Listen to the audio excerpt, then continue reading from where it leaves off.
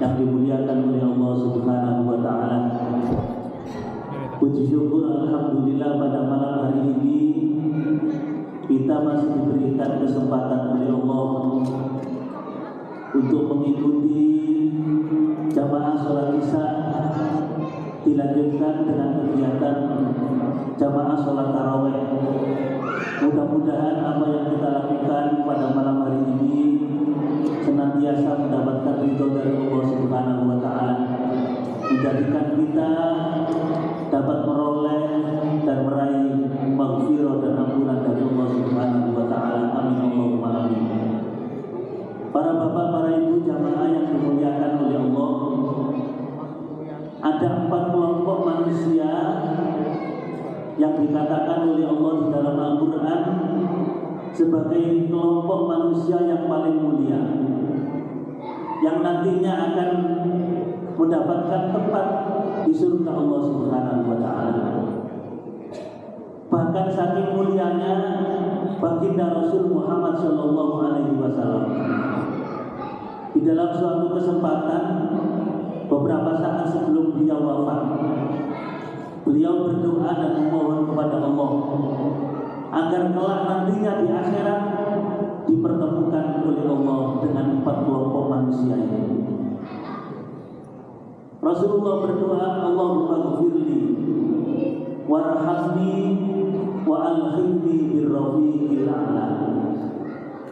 Kata Rasulullah, wahai Allah, ampunilah dosa-dosaku, sayangilah aku, wa alhiqni birrafiqil a'la, dan kelak pertemukan aku dengan ar-rafiqil a'la, yaitu 4 kelompok manusia yang disebut oleh Allah di dalam Al-Quran surah An-Nisa ayat 69-70 sebagai orang yang paling mulia dan nanti akan mendapatkan tempat di surga Allah Subhanahu wa taala.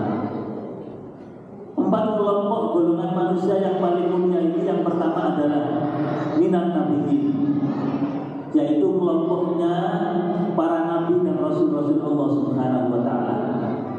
Yang jelas kula panjenengan tidak bisa masuk di dalam kelompok yang pertama ini, karena kula panjenengan ini bukan nabi, bukan rasul. Nabi dan rasul itu yang terakhir adalah baginda Rasulullah Muhammad sallallahu alaihi wasallam.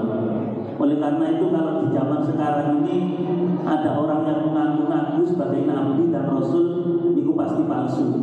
Sebab baginda Rasul itu adalah khotamul anbiya wal mursalin. Tidak ada lagi nabi, tidak ada lagi rasul setelah Nabiullah Muhammad sallallahu alaihi wasallam. Dan di antara kelompok yang pertama ini, orang yang berada di garda terdepan adalah baginda Rasulullah sallallahu alaihi wasallam yang nanti akan memimpin masuk di dalam surga. Kemudian kelompok yang kedua, minas siddiqin, yaitu kelompoknya orang-orang as-siddiqin, kelompoknya orang-orang yang imannya luar biasa, imannya 100% kepada Allah, imannya 100% kepada Rasulullah Muhammad sallallahu alaihi wasallam. Orang yang imannya kuat, kalau diperintah oleh Allah, diperintah oleh Rasulullah, tidak ada pertanyaan. Dan orang-orang yang berada di garis terdepan di dalam kelompok as-siddiqin ini adalah sahabat Abu Bakar as-Siddiq. Maka beliau diberikan gelar as-Siddiq karena beliau itu orang yang imannya luar biasa di antara sahabat-sahabat Rasulullah sallallahu alaihi wasallam. Bahkan ketika terjadi peristiwa Isra dan Mi'raj, tidak ada satu orang pun yang mempercayai kejadian Isra dan Mi'raj itu. Maka sahabat Abu Bakar adalah orang yang pertama mengimani dan mempercayai peristiwa Isra dan Mi'raj yang dijalani oleh Rasulullah sallallahu alaihi wasallam. Menawi kula panjenengan iki angel mau masuk di dalam kelompok yang kedua ini angel. Wong kula panjenengan iki nek diperintah kali Allah kadang-kadang tas nyenyak.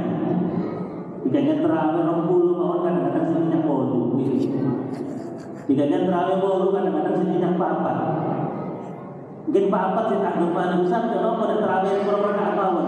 Dan orang rakaat sak masjid, ngomong-ngomong di masjid mawon iki. Jadi nek kelompok asing ini kan pada nyenyak. Ada perintah Allah, perintah Rasulullah, benar atau tidak, masuk akal atau tidak, bisa dinalar atau tidak bisa dinalar.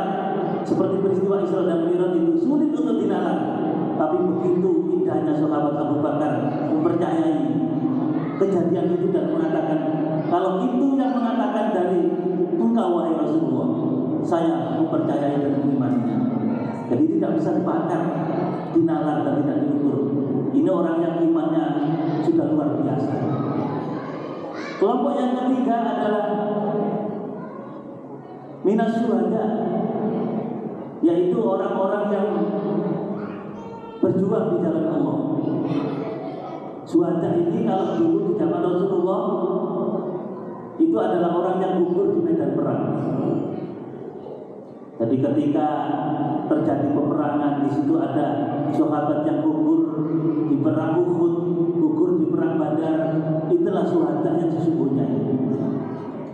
Tetapi ada sebagian para ulama yang memaknai bahwa termasuk syuhada itu bukan hanya orang yang gugur di medan perang, tetapi orang yang mewakafkan hidupnya untuk kepentingan agama dan sosial, itu juga bisa disebut dengan syuhada. Maka orang-orang yang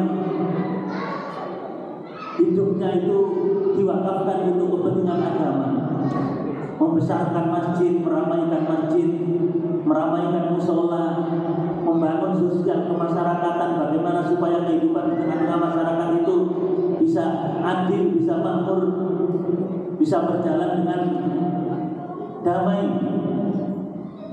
Nah, itulah juga orang-orang yang disebut dengan syuhada. Maka pulau panjenengan ini bisa di dalam kelompok minas syuhada ini. Kalau kita mau mewakafkan hidup kita, mau berjuang di jalan Allah dengan menolong agama Allah, kita akan dicatat oleh Allah sebagai syuhada dan kelak akan dipertemukan oleh Allah dengan syuhada Badar dan syuhada Uhud.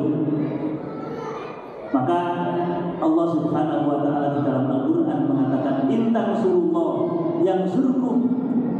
Kata Allah, barang siapa yang menolong agama Allah, maka hidupnya juga akan ditolong oleh Allah Subhanahu wa taala. Maka kita jangan khawatir kalau kita ini hidup di dunia suka menolong agama Allah, menghidup-hidupkan agama Allah, maka kehidupan kita juga akan ditolong oleh Allah Subhanahu wa taala. In tansurullah yansurkum. Itu jaminan yang diberikan oleh Allah. Kelompok yang keempat adalah minas sholihin, yaitu kelompoknya orang-orang soleh. Orang soleh ini bisa diartikan sebagai orang-orang yang baik, dengan tetangga baik, dengan sahabatnya baik, dengan keluarganya baik, dengan siapapun hidupnya itu baik. Itulah orang-orang yang soleh. Maka kita diberikan kesempatan oleh Allah, dipertemukan oleh Allah di dalam bulan Ramadan ini, tidak lain adalah di dalam rangka bagaimana kita belajar menempa diri kita untuk menjadi orang-orang soleh.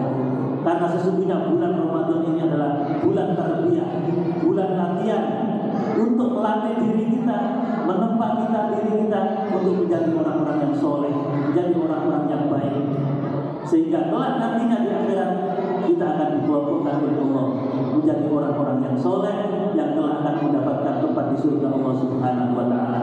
Maka ketika sehabis tarawih kita diajak untuk berdoa agar kelak kita dipertemukan dengan orang-orang yang empat kelompok ini tadi. Wa minal jannati dakhilin wa minan nari najin ma'al ladzina an'amta 'alaihim minan nabiyyin was-siddiqin was-syuhada'i was-sholihin wa hasuna ulaika rafiqa dzalikal fadlu minallah wa kafa billahi 'alima. Demikian yang dapat saya sampaikan, mudah-mudahan ada manfaatnya, mudah-mudahan kelak dengan kita menjalankan ibadah di bulan Ramadan ini, kelak kita akan ditempatkan di surga Allah Subhanahu wa taala dengan kelompoknya para nabi, kelompoknya para siddiqin, kelompoknya orang-orang syuhada dan kelompoknya orang-orang soleh. Amin Allahumma amin. Demikian kurang lebihnya mohon maaf. Ihdinas shiratal mustaqim. Wassalamualaikum warahmatullahi wabarakatuh. Waalaikumsalam warahmatullahi wabarakatuh.